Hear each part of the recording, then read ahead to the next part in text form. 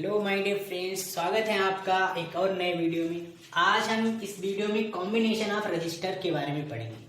Series combination, parallel combination और finding resistance. Resistance find करने के तरीके, मतलब पैरेलल कॉम्बिनेशन में कैसे फाइंड करते हैं, सीरीज कॉम्बिनेशन में कैसे फाइंड करेंगे, वो क्वेश्चन देखेंगे।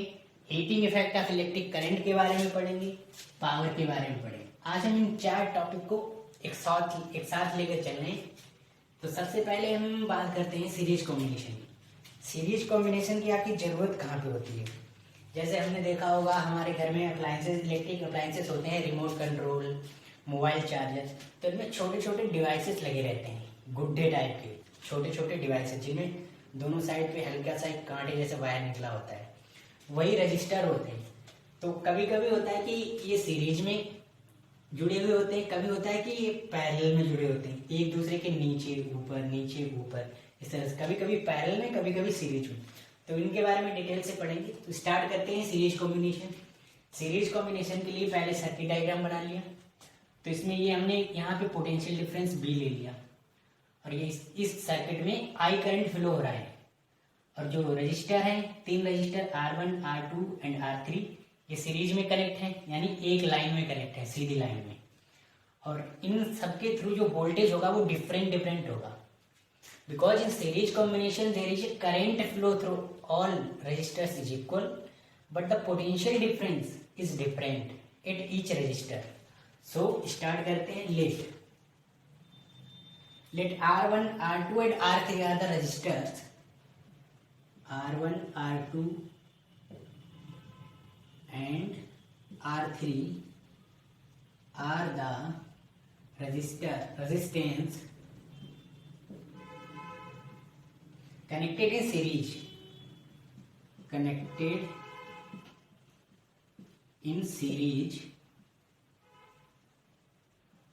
ठीक है, ये सीरीज में कनेक्ट है at a potential difference B।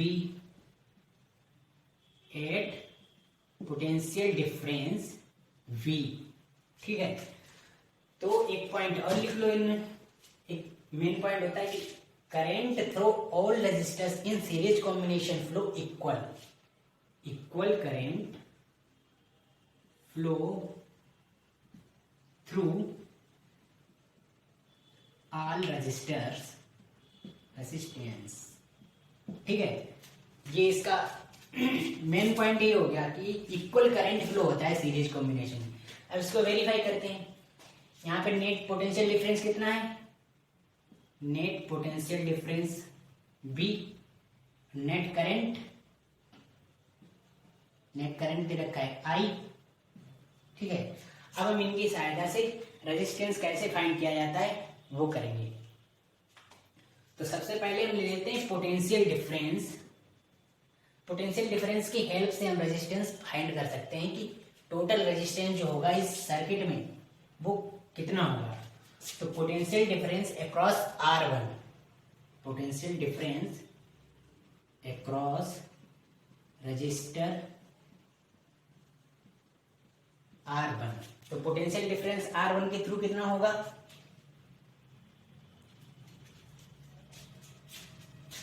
That is B is equal to IR। IR तो R1 हो गया। Similarly potential difference across register R3 is B which is equal to IR2। पोटेंशियल डिफरेंस अक्रॉस रजिस्टर R3, ये R2 है, R3 is B, date is ये B1 है, ये B2 है और ये B3 है। I into R3। अब जो हमारा B दे रखा है, तो ये B1, B2 और B3 कितना होगा? B के इक्वल होगा। पोटेंशियल डिफरेंस तो भाई हमने B लिया है, तो B के इक्वल होगा B1 plus B2 plus B3। ये हमारा टोटल पोटेंशियल डिफरेंस है,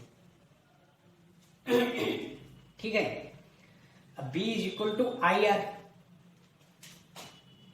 तो V is equal to I R1, I R2, I R3। ठीक है, तो V is equal to I यहां से कॉमन ले लेते हैं, R1 plus R2 plus R3। V is equal to I common ले लिया, R1 प्लस R2 R3, तो ये हो गया यहाँ पे V upon I is equal to R1 plus R2 plus R3।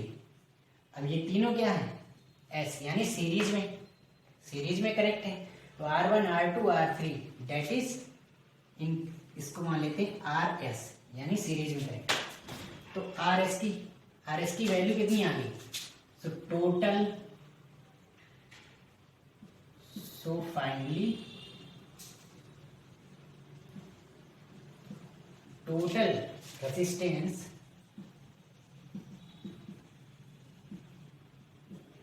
in the circuit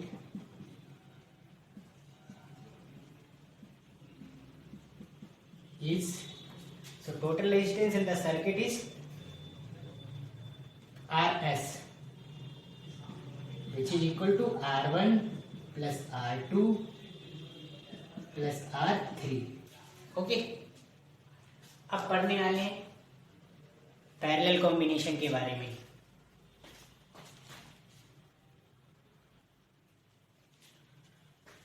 तो स्टार्ट करते हैं पैरेलल कॉम्बिनेशन का सर्किट डायग्राम बनाते हैं। सर्किट डायग्राम, इसमें पैरेलल कॉम्बिनेशन का सर्किट डायग्राम, एक इसके ऊपर कनेक्ट कर दो, एक इसके नीचे कनेक्ट कर दो। अब ये तीनों जो रेजिस्टेंस है पैरेलल में है, ठीक है, ये पैरेलल कॉम्बिनेशन हो गया। और यहाँ पे लगा दो, एक की लगा दो, एक बैटरी लगा दो 20 वोल्ट की, ठीक है।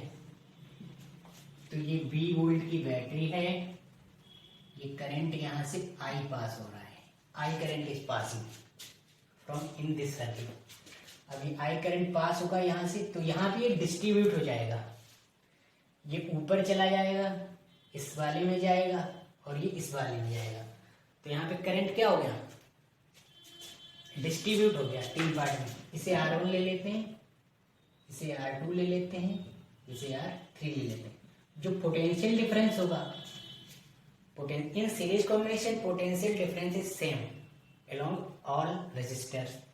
सो यहाँ पे जो पोटेंशियल डिफरेंस होगा इन तीनों रेजिस्टर, वो कितना होगा, V होगा। तो स्टार्ट करते हैं, let 3 resistance R1, R2 and R3 are connected in parallel।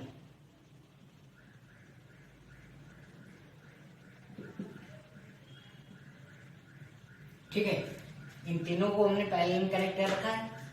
Eight potential difference B कितना है, B। तो इसका भी एक की फार्मूला लिख लो कि इन parallel combination the potential difference across all register is same. In parallel combination potential difference across all resistors is same।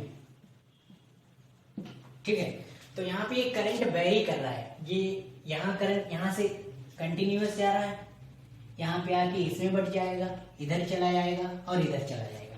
तो यहाँ पे हम निकालते हैं करंट ही सबसे पहले निकालते हैं इसमें। तो electric current passes through R1 कितना जाएगा, electric current passes through R1।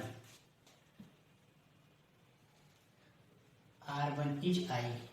R1 से जो पास होगा करंट वो कितना होगा, I1। I1 ही तो होगा भैया, जो R1 से पास होगा करंट वो I1 होगा।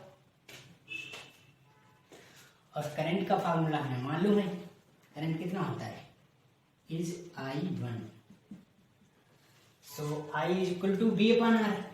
बी इज इक्वल टू, इस फार्मूले से B equal to I R, तो I is equal to B upon R.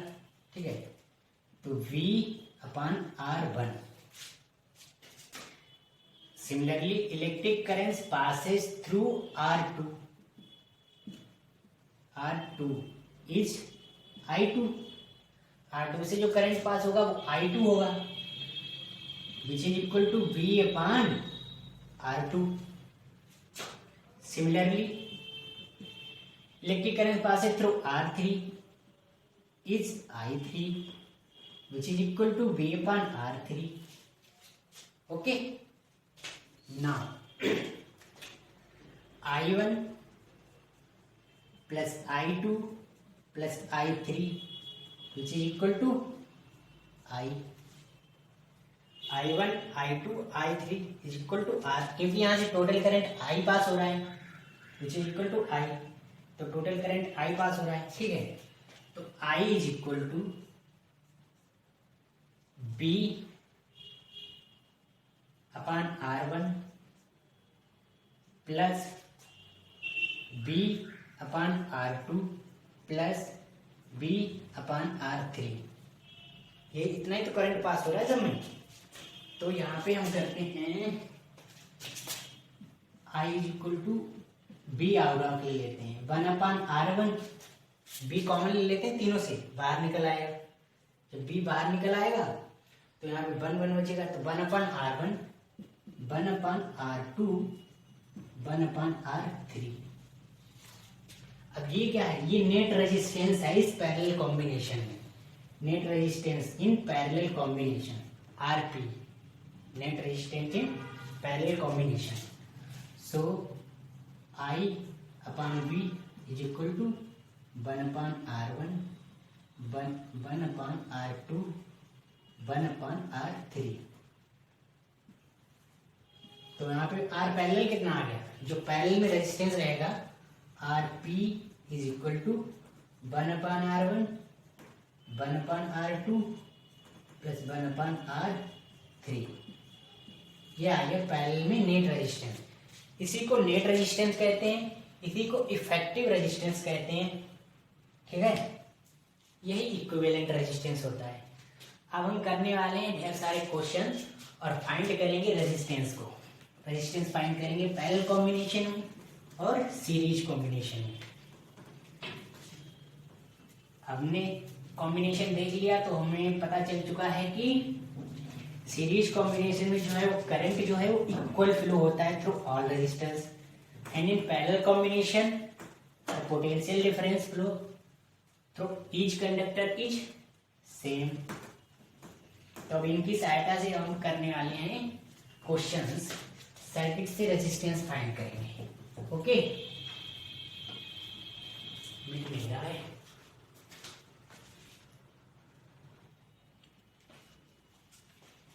तो हमारे सामने ये रहा question, 3 resistors are connected in series and in parallel. ये 3 रजिस्टर हैं, ये सीरीज में कनेक्ट हैं और एक बार में पैरेलल में कनेक्ट हैं। Find the equivalent resistance. तो इक्विवेलेंट पहले केस में मतलब सीरीज के केस में R S is equal to R1 plus R2 plus R3, ये ऐसे मान लो कनेक्ट होंगे।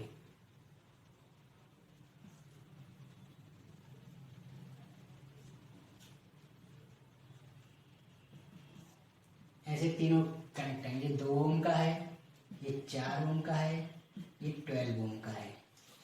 ठीक है, तो नेट रेजिस्टेंस इन सीरीज कितना हो जाएगा, सबको जोड़ दो, 2 plus 4 plus 12, 12 4 16, 2 12 4 16, 2 18, 18 ohm. Second in parallel combination, parallel इनमें 1 upon RP is equal to 1 upon R1 plus 1 upon R2 plus 1/R3। Derivation फार्मूले में ये RP के इक्वल रख दिया था, 1/RP होता है, ठीक है। 1/RP इज इक्वल टू ये। तो यहाँ पे लिख लेते हैं भैया, इनकी भी value 1/RP is equal to 1/2 plus 1/4 1/12। अब यहाँ पे नेट निकाल लेते हैं। RP इज इक्वल टू 2, 4 और 12 का एलसीएम ले लो तो कितना बनेगा 12। एलसीएम इनका 12 है, तो 2 6 जा 4 3 जा 12,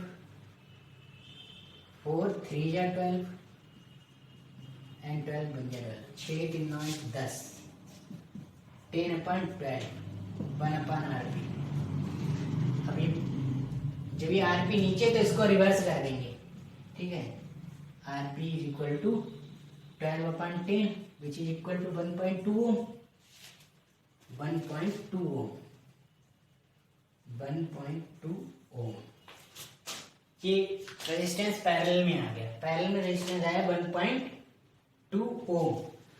अब यहाँ पर एक कंक्लूजन मिलता है कि सीरीज में अगर रेजिस्टेंस जब ऐड होंगे तो जो जितने रेजिस्टेंस ऐड हो रहे हैं उनसे मैक्सिमम वैल्यू आएगी।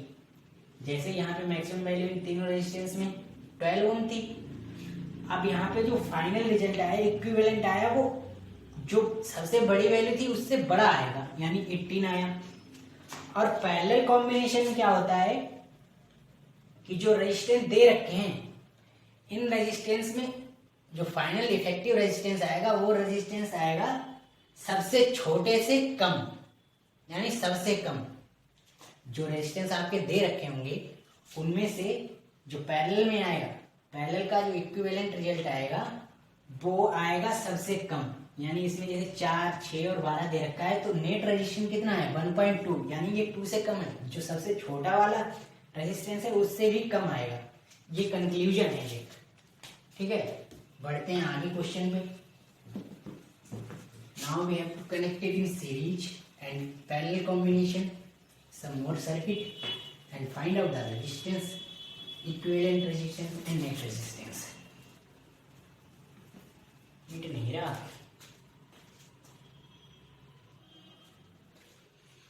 तो दोस्तों अब हम पढ़ते हैं heating effect of electric current.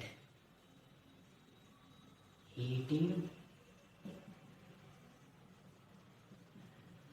Effect of electric current, ठीक है। तो heating effect of electric current क्या होता है? When current flow in a conductor और in a resistor then heat is produce. जब भी करंट वायर में फ्लो होता है तो उसमें गर्म हो जाता है ना, तो यही कहलाता है heating effect of electric current. When current is flow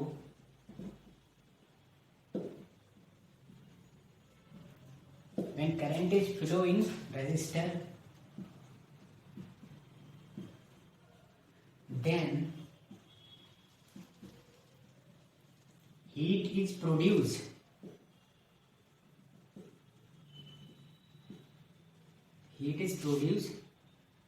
it is called heating effect of electric current. It is called heating effect of electric current. अब इसे हम फाइंड करते हैं, सर्किट बना लेते हैं।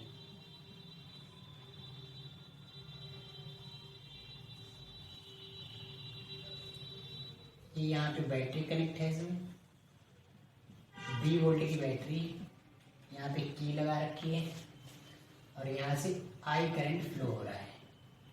कितना करंट जा रहा है? आई करंट फ्लो हो रहा है और यहाँ पे लिखा है R, ये है रेजिस्टेंस, ठीक है। नाउ कंसीडर, हम मान लेते हैं resistance R is connected with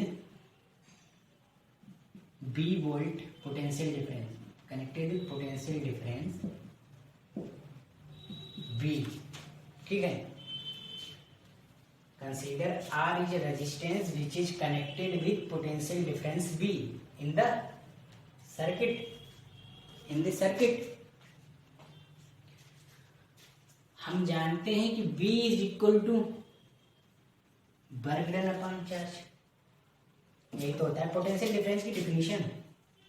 work done to move unit positive charge from one point to another point is called work done to move unit positive charge from one point to another point, from one point to another point is called potential difference.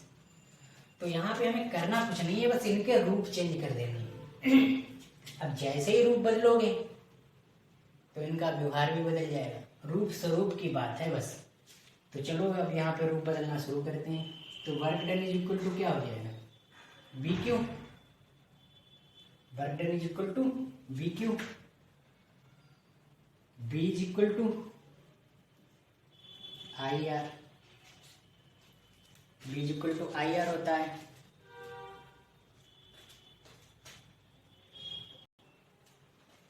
B is equal to I R, और यहाँ पे replace कर दो Q is equal to I T. इन value को replace करना है बस। तो work done is equal to Q I T रख लो तो हो जाएगा बी आई टी, ठीक है। अब यहाँ पे बी की वैल्यू चेंज कर दो, B is equal to I R, तो आई आर डालेंगे यहाँ पे तो हो जाएगा आई स्क्वायर आर टी। और जो आई स्क्वायर आर टी होता है, अब ये वर्क डन जो है, ये वर्क डन ये किसी में चेंज होता है, यही हीट में चेंज हो जाता है। वर्क डन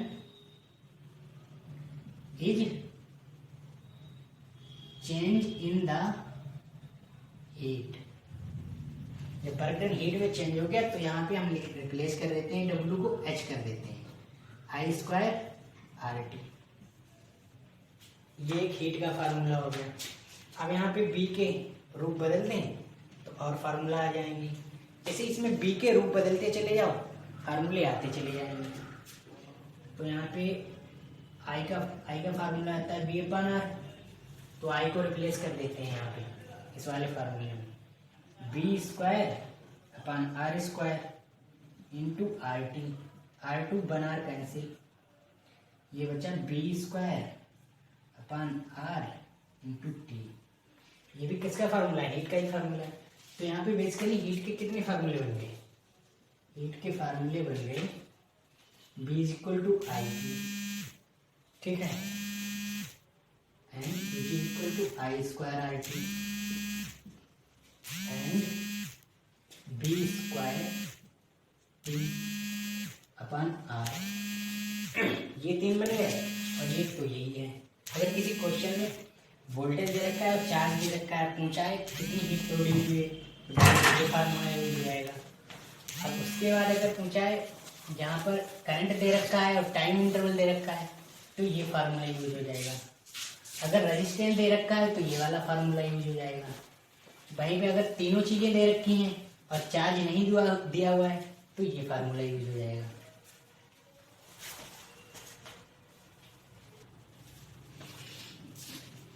तो हम पढ़ने वाले हैं पावर। पावर क्या होती है, पावर है rate of work done, rate of work done. जिस रेट से कोई कार्य होता है वो पावर कहलाती है। Rate of work done is called power, power. Power is equal to work done upon time. Rate of work done यानी वर्क डन अपॉन टाइम। तो work done is equal to हमें मालूम है B I T, heat is equal to work done और which is equal to B I T. तो work done is equal to B I T, put the value of work done, now we calculate power. W के स्थान पे B I T लिख दो, B I T, B I T upon T, T to T cancel, power is equal to B I and its unit unit of power is, work done की unit होती है joule, time की unit पर second, तो joule पर second, और वाट, वाट भी इसकी यूनिट होती है। अब यहाँ पर फार्मूले के रूप बदलते चले जाओ, बस फार्मूला भी बदलता चला जाएगा। V is equal to I आ गया, power is equal to V is equal to I. हम जानते हैं V is equal to I R, तो पावर कितना हो जाएगा, पावर हो जाएगा आई स्क्वायर आर। ये दूसरा फार्मूला आ गया। अब I is equal to B upon R होता है, I is equal to B upon R, तो I की वैल्यू इसमें रख देंगे, power is equal to B square upon R square into R, 1r cancel, so power is equal to B square upon R. ये तीसरा formula आ गया। अब जैसे जैसे इन फार्मूले में इनकी वैल्यू चेंज करते चले जाओगे, वैसे वैसे फार्मूले भी चेंज होते चले जाएंगे। अब इसकी एक कॉमर्शियल यूनिट होती है, ये वाट यूनिट होगी, एक होती है इसकी कॉमर्शियल यूनिट। कॉमर्शियल यूनिट होती है किलोवाट पर आवर, जिसका उपयोग घर में होने वाली विद्युत में किया जाता है, इलेक्ट्रिसिटी। और जो इलेक्ट्रिक मीटर होते हैं उन मीटर्स में जो पावर होती है वो किलोवाट में मेजर की जाती है। तो kilowatt, 1 kilowatt hour, 1 kilowatt hour, यानी कि 1 किलो कितना है 1000, 10 की पावर 3।